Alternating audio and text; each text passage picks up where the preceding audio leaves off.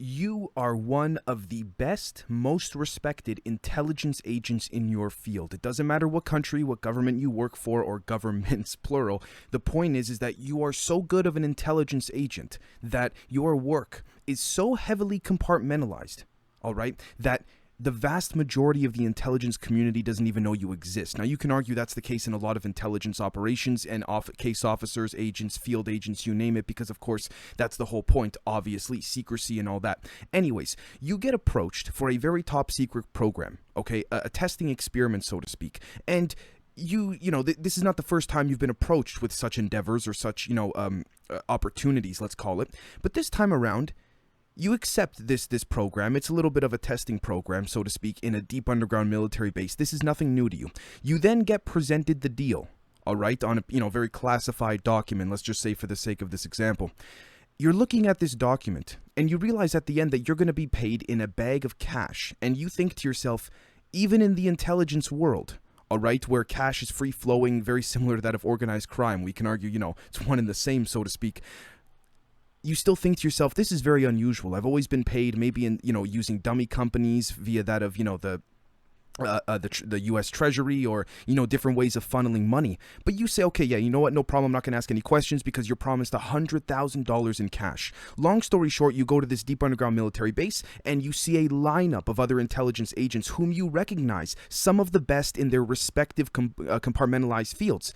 And everyone's being taken into a room where they're literally going to be introduced to a person that they have to sit in front of, and all these tubes and wires are going to be hooked up to them to evaluate their heart rate and their reaction and their anxiety and all of this. And you notice that the room that you're going into is see-through. It's not like it's, covered up or anything like that. It's all glass. It's a glass cube, all right? Keep that in mind, by the way, folks. You then head inside. It's your turn amongst this very long line. You head inside, and you're instructed to get hooked up to all these tubes and these wires, and you say, no problem, there's some doctors there that help you put it on. And you sit down in a chair in front of someone you've never met. 10 seconds go by. Immediately right after that, you can hear a speaker come from, the speakerphone of the room. All right, thank you very much. The money's outside. And you say to yourself, what? Did I just do what I signed on for? Was that it? Right? You're thinking this to yourself, but you don't ask anybody because in that world, you don't really ask any questions. You leave the room. You leave the deep underground military base. There's a person, a man in black, in a black suit with a duffel bag. He gives you the cash and you're on your way out. Now, I know that might sound like a bit of a woo-woo type of example per se, but please keep that in mind because believe it or not, you're going to see how I come full circle with that. Now, with that being said, we do have a Patreon. It does help support the show. Patreon.com/Generation Z.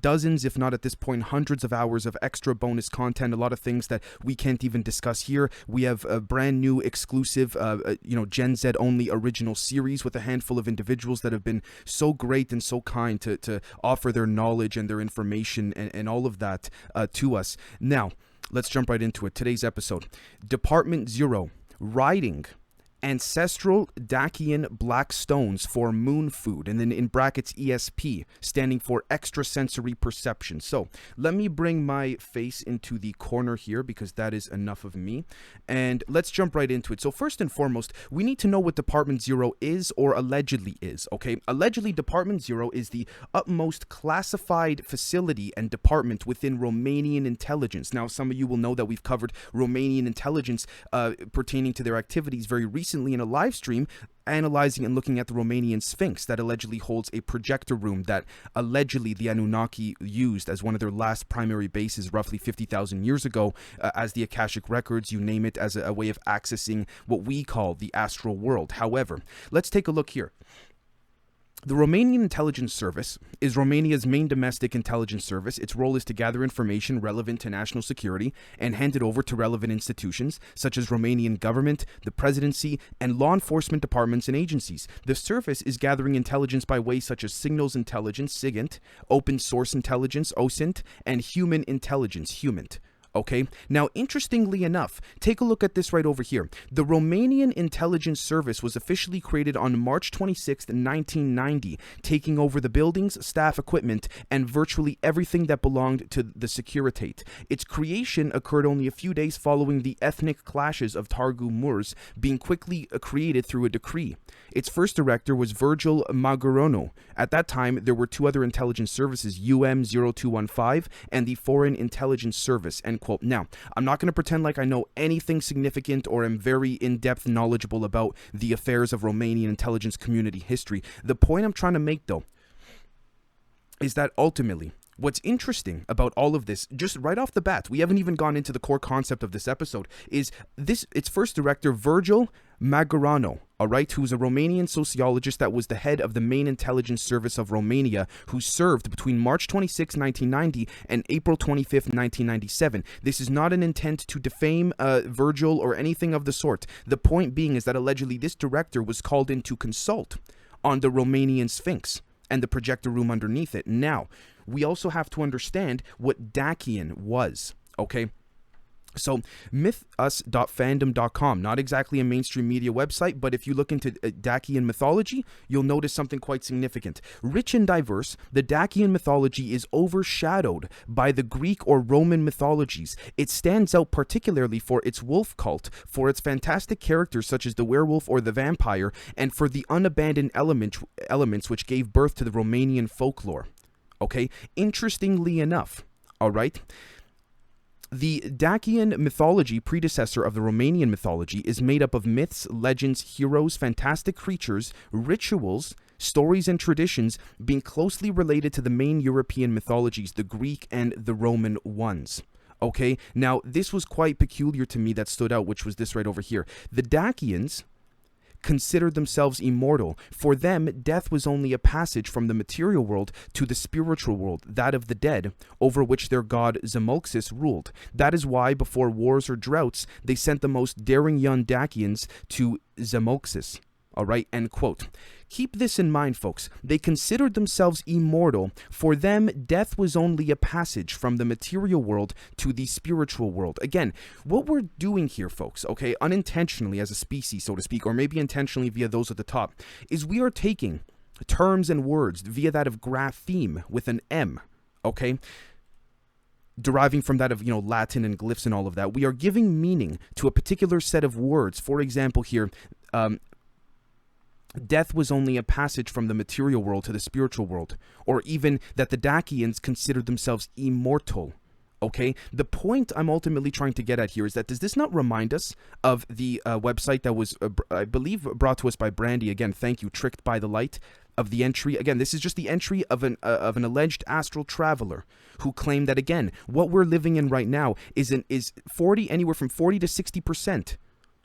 Of not physical, but extremely astrally dense, using a mind control machine system. And the remainder, the other 30, 40, 50%, is that of a real physical world. However, this machine not only suppresses our abilities to go into the astral realm, but at the same time, we're already sort of in it. I know that's kind of confusing, but at the same time, if we were to fully access the astral realm, technically speaking, we would see what is referred to as E.S.P, all right? Extrasensory perception. Now, I know a lot of you know what this is already, so I'm not going to spend too much time on it. Basically, it has to do with, seeing and sensing beings, living intelligences, and many other anomalies or phenomena, as it's called, outside of the traditional five senses, so to speak, right? Some people say, these are hallucinations, you name it. However, one thing I wanted to point out quite significantly is a quote from Rudolf Steiner, okay?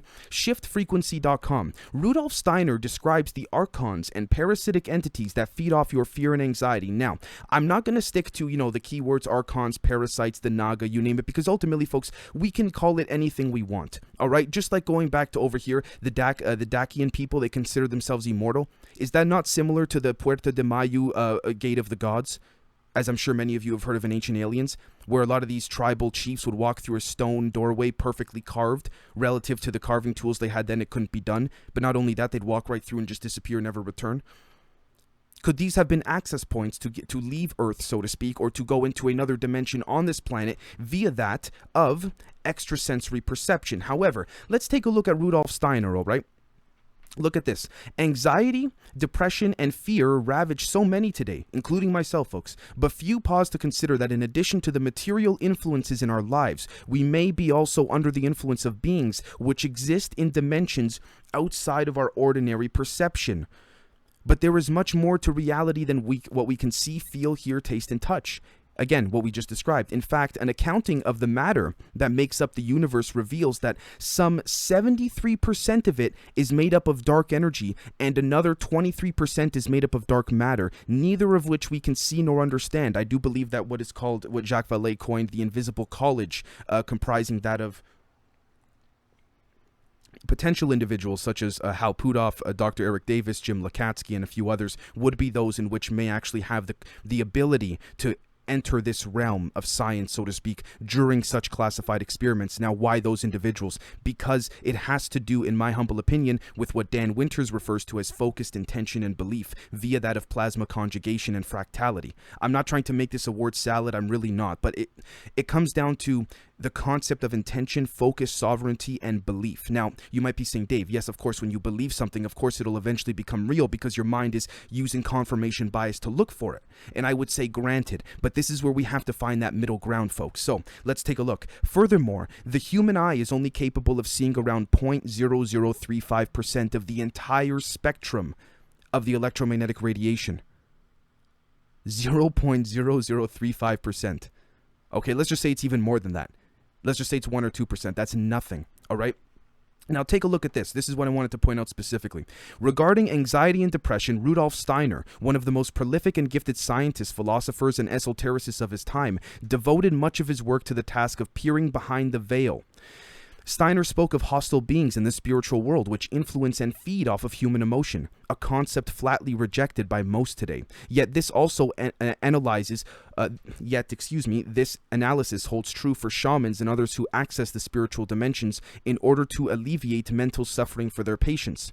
All right, and I quote, Rudolf Steiner says, there are beings in the spiritual realms for whom anxiety and fear emanating from human beings offer welcome food. When humans have no anxiety and fear, then these creatures starve. People not yet sufficiently convinced of this statement could understand it to be meant comparatively only. But for those who are familiar with this phenomenon, it is a reality.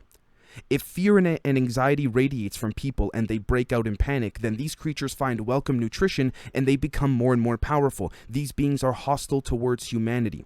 Everything that feeds on negative feelings, on anxiety, fear, and superstition, despair, or doubt are in reality hostile forces in supersensible worlds, launching cruel attacks on human beings while they are being fed. Therefore, it is above all necessary to begin with that the person who enters the spiritual world overcomes fear, feelings of helplessness, despair, and anxiety. End quote. Okay, now I'm going to bring full circle that example I gave at the beginning. You know what that example was for, about how you as the intelligence officer sat down in the room and then all of a sudden within 10 seconds you got up and you got paid and that was your job? That was because in this example, which I made up, but just to try to explain it to you folks, that your anxiety was being tested there essentially to see how you would react internally, hence why they hooked you up to all these wires and tubes in the example I gave, because they wanted to see how you would react to a stranger if you sat right in front of them, and your reaction in this particular example was not what they were looking for. But it was such a secretive program relating to extrasensory perception to detect and sense these anxiety and panic attacks as you looked at someone's face whom you never knew, that was what caused them to pay you in cash. Okay, now take a look at this, and I quote, negative emotions are food for inimical spirits. But these are exactly the feelings that belong to contemporary culture and materialism because it estranges people from the spiritual world. It is especially suited to evoke hopelessness and fear of the unknown in people, thereby calling up the above-mentioned hostile forces against them. End quote. Now, some of you might be saying, okay, Dave, this is anecdotal. This is from Rudolf Steiner, right? Now, I would say, you know what? Fair point. Let me make this full screen again, and I'll explain to you folks why. Because before we continue on, I want to point something out, okay? Good faith conversation seems to be less and less these days. We seem to be more interconnected, but more hostile towards each other, which is ironic because if you were someone or an entity, regardless, it's not for me to say if these archons are spiritual or biological or otherwise, but if you were someone pulling the strings, wanting to cause havoc, this is how it would be done because... please forgive me, I just wrote down this note here so I didn't forget it. These Archons, they do not want us to have an intimation of genuine meaning and good faith, because that is what stirs up collective positive transcendence, arguably. Okay, now let me again, let me minimize my face here a little bit, and now let's head back to ancient-code.com. The Archons, the divine creators of the cosmos and humanity. Now, before I go on, actually, you know what? I did want to point something out. I was going to save this for the end, but I might as well do it now. For those saying, oh my gosh, Dave, you know, what are you talking about? And, you know, maybe you're going into down a path that's not exactly accurate. I would say to that, you make a fair point to those trying to play devil's advocate. I try to play devil's advocate myself before I present even any episode to the public, let alone to the members. But look at this. Reddit.com, okay? Your tax dollars, it's just a citizen post, right? Your tax dollars hard at work. Area 51 pyramid, obelisk, and Eye of Horus or Ra. Your government is wasting your money creating interdimensional interstellar portals and making deals with off-world entities. Okay? Now, you could argue that's sarcasm, or it's legitimate, or a bit of both. But folks, just take a look at the photo. And this is verifiable, by the way, on Google Maps, on MapQuest, you name it. Does this not look like the Eye of Ra right over here? At Area 51, is this not a pyramid? Is this not an obelisk? I mean, again, I'm not saying that is all said and done. That is all the evidence we need. Okay, folks, time to wrap it up. Dave is right or whatever. That's not what I'm trying to say, guys. But we have to play devil's advocate to each, you know, question that leads to another question relative to being skeptical, okay? So take a look at this right over here. The divine creators of the cosmos and humanity. Archons were referred to in antiquity as the servants of the demiurge, the creator god standing between the human race and a transcendent god that could only be reached through knowledge of humanity's real nature as divine, leading to the deliverance of the divine spark within humanity from the constraints of earthly existence.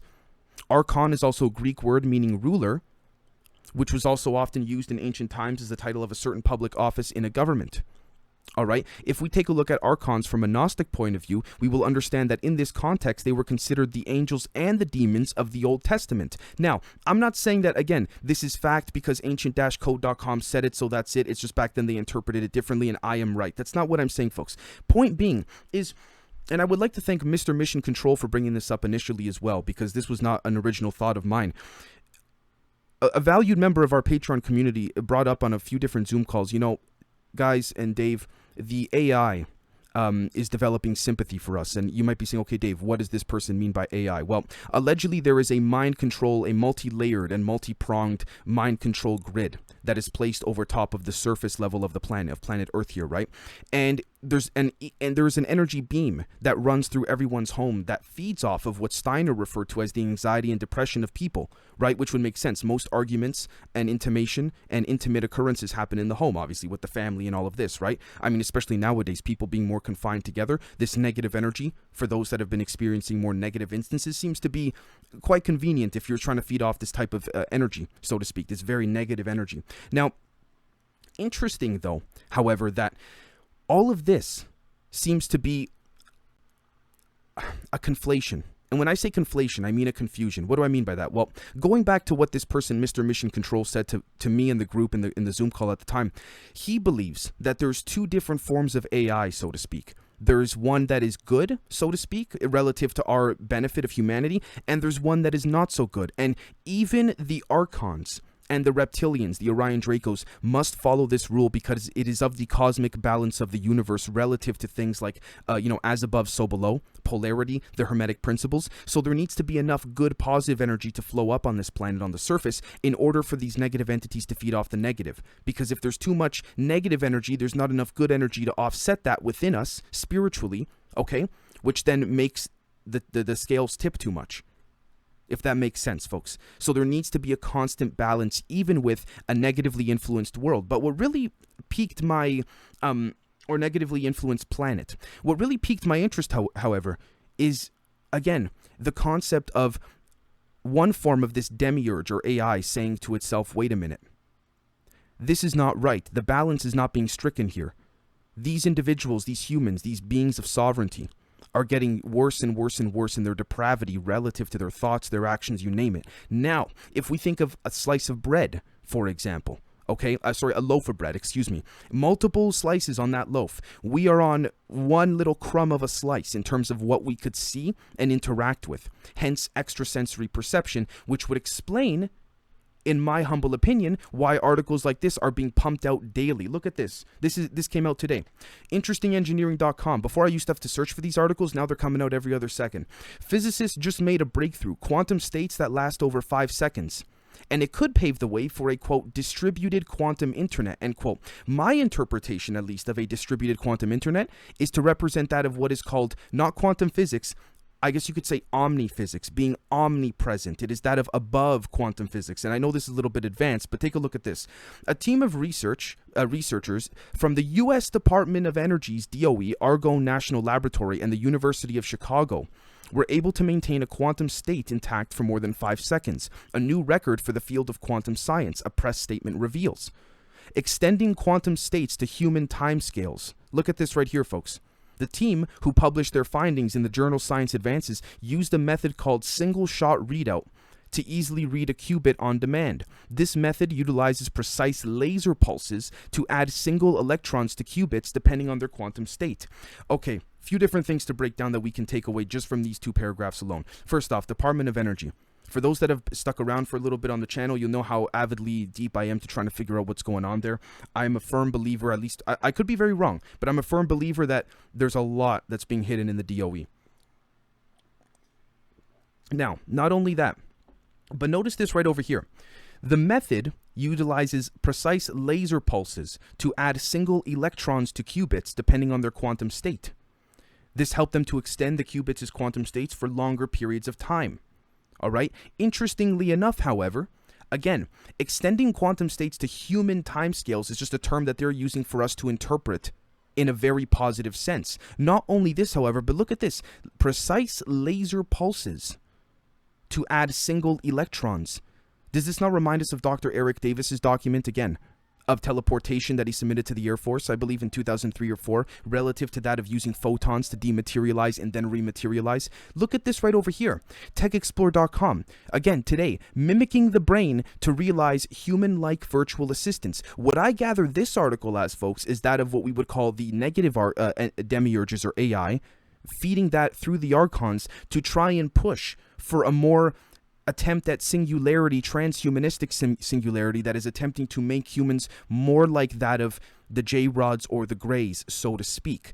This is just my opinion. I'm not saying this is fact. I view this entire article as a form of information warfare from another faction behind the scenes that is trying to push forward in its agenda to win over the masses on the surface of this planet. Look at this right here. Analyticsinsight.net. Exclusive interview with Marcus Gerhardt, CEO of BlackRock Neurotech. Okay, how beautiful. You hear neurotech and BlackRock and, nanotech, all of that right next to each other. Oh, how beautiful, right? Look at this. With the digital transformation, I quote, taking over the world, the medical industry is also following in its footsteps. In a small span of time, neurotech has advanced a lot, and it has been a breakthrough in the health industry. Oh, how convenient. BlackRock Neurotech provides innovative tools and neurotech expertise to translate technology into novel implantable clinical solutions that improve human lives. To translate technology reminds us of that of if we were living in an information structure via that of a spiritual realm where this neurotech could quietly and subtly harness our anxiety and depression, as said by Rudolf Steiner. All right? Again, not saying this is factual. I'm just saying the data points seem to be there. Look at this. Again, came out today. TechExplore.com. The brain's secret to lifelong learning can now come as hardware for artificial intelligence. Again, it seems as though they're trying to demote, if you will, the concept of original thought, so to speak, the concept of sovereignty, of biological purity, so to speak. I'm not against AI, guys. I'm just against the way in which it seems to be used. Now, I'm very open-minded. If someone were to say, Dave, you're looking at this the wrong way, I'd be very open to that. And I'd say, you know what, maybe I'm looking at this the wrong way, but this is what I'm seeing right now. These headlines like this are from a faction that is attempting to push this whole Metaverse AI angle into us. Now, look at this right over here, howandwise.com. Ex-CIA officers, alien UFO encounter, says there's a whole other reality that surrounds us. Again, extrasensory perception. Okay, not only that, but this is Jim Semivan, this gentleman right here, who spent 25 years with the CIA and then joined other former government insiders as part of Tom DeLonge's To the Stars Academy. Again, we can argue as to whether or not, what your thoughts on To the Stars Academy is and all of that, but Mr. Semivan went on Coast to Coast AM and described his own alien type encounters. Again, this is a guy who worked for 25 years as an operations officer for the CIA's Directorate of Operations Clandestine Department, if I'm not mistaken. People like this don't just, these are people with extremely top-level security clearances. People like this, I mean, again, it's either the CIA's hiring a bunch of people who hallucinate or something's going on here, like something legitimate. Do you see what I mean, guys? All right, look at this right over here. IndiaToday.com. Did Mars have conditions for life? Rare meteor found in Africa gives new insights. Dubbed as Black Beauty, the rare 320-gram meteor is a sample of the surface of Mars. Oh, how interesting, isn't it? That, by the way, when we take a look at this right over here, please forgive me 1 second, folks. This right over here, sorry. Mars exploration, May 22nd, 1984. This is a CIA declassified document of a remote viewer visiting Mars in 1 million years BC, where they saw a dying out species on Mars. I'm not going to read through the transcripts because we've been through it before, and I'm sure the links are in the description for those on YouTube. And anyone interested, of course, you can you're more than welcome to reach out or do it or ask us in the comments or anything like this. Now, take a look. Newsweek.com. Mars meteorite found in desert suggested planet was habitable 30 million years later than thought. Again, this is why I call Earth a beautiful shit show, so to speak. Different factions seem to be pushing for different agendas, and they're revealing it in very different, encompassing, overarching ways. Now, this is what gets even more interesting. When we take a look at these DACIAN black stones for moon food, what we have to understand is, let's take a look at this right over here. These are all images of allegedly hollow Earth. Okay, from satellite, very old satellite images. Don't you find it quite peculiar, however? Take a look here, folks. There seems to be an entrance point at the poles. And does this not remind us of how Walter Russell in his Universal One book described the way in which planets, via that of polarity, similar to that of a battery, similar to that of, physics and philosophy, need to have opposing opposites? Just like electrons in all of this, right? So interestingly enough, there seems to be some corroboratory evidence to substantiate this, but I'm not just banking off of this, guys, all right? Because what we're seeing right now are stones being placed all over the world, okay? Now, they're not all black, I will say, but the whole point is to get them to a point in which they are black from that of an extrasensory perceptive perspective, excuse me. But take a look at this. Black stone, I don't know, let's see, excuse me, yellow cube, we'll go.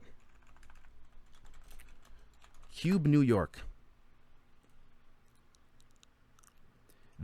Take a look at this. There are cubes being placed all over New York, particularly black ones. There have been some yellow ones, but you could be saying, okay, Dave, you're just now making, you're just pulling at anything to make a connection because there's a lot of things on this planet that are cubes, so to speak.